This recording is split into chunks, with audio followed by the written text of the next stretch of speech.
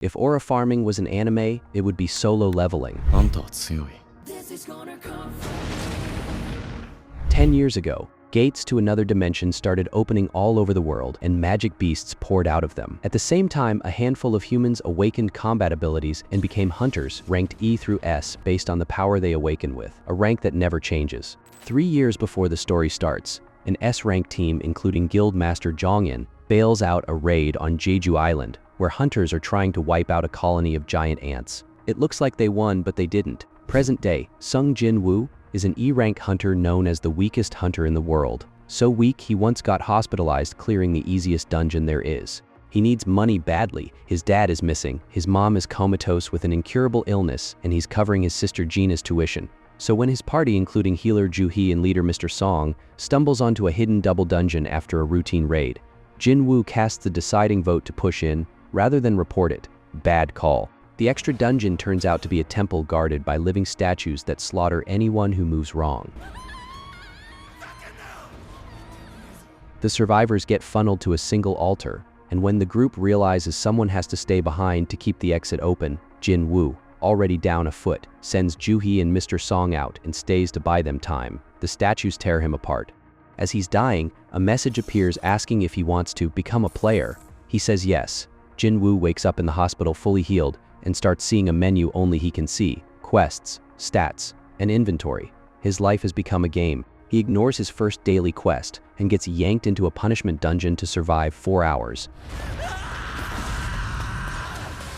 He never skips training again after that. He pours every stat point into strength, clears a solo instance dungeon the system hands him, and quietly levels up through wolves, a giant snake, and whatever else stands in his way, getting stronger by the day while people around him, Ju-hee included, start noticing something's different. Still hiding his new strength and still broke, Jin Woo joins a cut-rate raid led by Dong Suk, alongside a wealthy, chatty D-rank named Jinyo. Dong Suk's crew traps the two of them behind a cave-in with a giant spider boss. Hoping to keep the loot for themselves, Jin Woo kills it easily.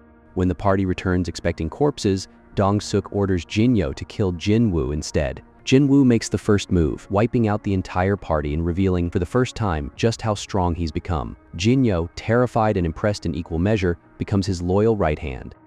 The association starts quietly wondering how an E-rank keeps walking away from massacres, and Dong Suk, it turns out, has an S-rank older brother Dong Su, who won't take the news well. Jinyo offers Jin Woo a fortune to join his father's new guild, but Jin Woo turns it down. Certain unlimited growth is worth more than any paycheck. Hunting for something better, he turns up a key to an S-rank dungeon and its reward, the Elixir of Life, a cure-all that could wake his mother. He barely survives the three-headed beast guarding it. Should have leveled up first, but walks away with the recipe, though he'll still need 3 rare ingredients to brew it. Rattled by how close that fight was, he decides to grind more before going back, and calls Jinyo to accept the guild offer after all, on one condition: they raid gates alone so no one sees how strong he's become. The Jinyo Guild is born. Elsewhere, S-rank hunter Cha Haein turns down a guild offer of her own and catches up with her friend Zhong-in about how badly Jeju Island really went. The other survivors of Jin Woo's original double dungeon, Ju-hee and Mr. Song among them, quietly go back to hunting too, and all of them end up on the same low-rank raid, alongside prisoners doing raids for reduced sentences. Their B-rank supervisor, Tadik, has secretly been paid to make sure the prisoners don't survive, and when the group stumbles onto the aftermath, he turns on the hunters too. Jin Woo fights him in full view of his old team for the first time, wins, and unlocks a stealth skill as a reward. Ju-hee, worn down by 2 near-death raids in a row, decides to retire from hunting for good, and the two part ways. To keep clearing gates without blowing his cover, Jin Woo and Jinyo recruit a strike team, paid to do nothing while the two of them do the real work. Jin Woo levels fast enough to unlock a job change quest and heads off to complete it. The quest drops him into a castle full of knights and mages, capped by a brutal fight against its champion, Igris, that he barely survives barehanded. Then the real test starts, an endless wave of knights he has to outlast. He's seconds from dying when, because he'd forgotten his daily quest that day, the system yanks him into a penalty zone at the last possible moment, letting him heal and re-gear before finishing the fight. Lucky idiot. His reward is a new class, Necromancer, instantly upgraded to the hidden class Shadow Monarch. He can raise defeated enemies as permanent shadow soldiers under his command. He raises Igris and his knights first. Meanwhile, scouts prepping a fourth raid on Jeju Island find the ant colony has evolved. The ants can fly now. Season 2 opens with Jin Woo asked to talk his sister's friend Song Yi to not drop out of school to hunt full-time, while Dong Soo finally lands in Korea, openly promising revenge on Jin Woo and Jinyo. Tagging along on a White Tiger Guild raid with Song Yi, Jin Woo watches the gate flip into a red gate, no exit until the boss dies, and his shadow army tears through the resulting ice elf ambush with ease, growing its ranks as it goes. The dungeon boss, an elf chief named Barca, tells Jin Woo that every magic beast is compelled to kill humans except him, which Barca takes as proof he isn't fully human anymore. Jin Woo refuses Barca's offer to spare him alone and wins the fight. Though Barca is too strong to add to his army, back at the demon's castle, Jin Woo's shadows do most of the grinding toward the elixir's last ingredients. In the US, a feral man named Ilwan escapes a dungeon after 10 years trapped inside and warns Dong Soo that the gates are only a warning sign of something worse. When Dong Soo tells him his son is dead, Ilwan casually demolishes him and disappears, a strong hint about where Jin Woo's own missing father has really been. Jin Woo retakes his hunter assessment, and his power level is so high it breaks the measuring equipment, officially confirmed S rank. He turns down every guild offer that follows, including the association chairman's, and instead sneaks porter work on an A-rank raid where S-rank hunter Cha Hae-en takes a strange interest in him. The raid turns into a trap. An orc warlord seals the party inside to torture them for sport. Seeing no one is effective, Jin Woo wipes out the entire orc camp alone, growing his shadow army with every kill and finishing by absorbing the warlord himself with everyone watching the whole thing. He stops hiding after that, showing the association his full power,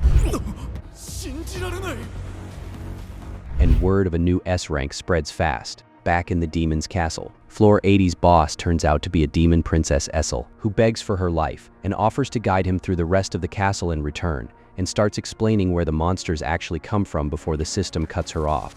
On the final floor, Jin Woo faces the Demon King Baron, who shreds his best shadow soldiers before Essel turns on her own king to give Jin Woo an opening. He tears Baron apart with his bare hands. Castle cleared, ingredients complete. Jin Woo claims a dragon shadow of his own, naming it Kaizul, then rushes to the hospital and gives his mother the finished elixir of life. She wakes up for the first time in years. With his goal met, Jin Woo is ambivalent when Chairman Go asks him to join the next Jeju Island raid until Japan's S ranks arrive for a joint operation, and a sparring match with their guild master Goto shows just how far ahead of everyone else Jin Woo already is. On Jeju Island, the Ant Queen celebrates the birth of her king.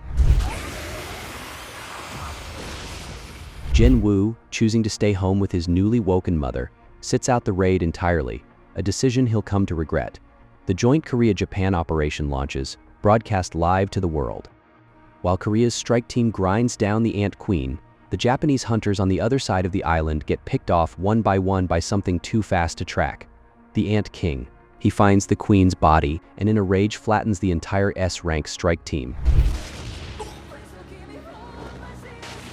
killing their healer and leaving Cha Hae-en dying. Watching the broadcast cut to static at home, Jin Woo, who's had shadow soldiers secretly hidden inside the other hunter's shadows, swaps himself straight into the battle. He heals who he can, fights the Ant King one-on-one through a poisoned hit and a true form reveal, and finishes him off as he tries to flee. With Hae-en still dying and nothing in his inventory able to save her, Jin Woo extracts the fallen healer's shadow so he can heal Hae-en, and Jin Woo releases his spirit to finally rest. He mops up the last of the ants with the extracted shadow of the Ant King, naming him Baru, his first soldier able to speak, and hits level 100 just as the broadcast comes back online for the world to watch. The raid is declared a total success. Chairman Go congratulates Jin Woo, who mentions he's been thinking about starting a guild of his own. On Jeju Island, an ice elf and a beast man are overheard discussing the powerful, unnamed being who granted Jin Woo his power, vowing their plans will continue regardless, unaware that Jin Woo's long-missing father is watching them from the shadows. Season 2 ends with Korea's S ranks vowing never to be caught helpless again, and Jin Woo stuck in traffic, walking straight into a fresh gate that turns red the moment he steps through, summoning his army without a second thought. Thanks for watching. Check out this next video, and remember to subscribe Annie Zap.